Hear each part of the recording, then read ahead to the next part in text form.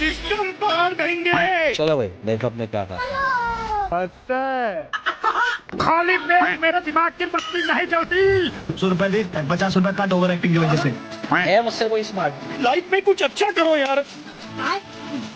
मैं गरीब हूँ। ऐसा लगा मेरे मजाक। ए बमन, मेरे पीछे का ब्रेड ऑयल लाया।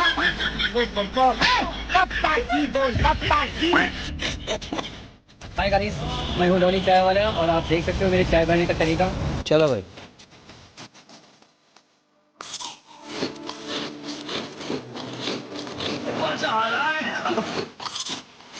फटाफट ये काम खत्म करोगे तो तुरंत दूसरा काम दूंगा। मैं कोई बोतल से निकला हुआ भूत हूँ, ये एक के बाद एक काम देते ही जा रहे हो।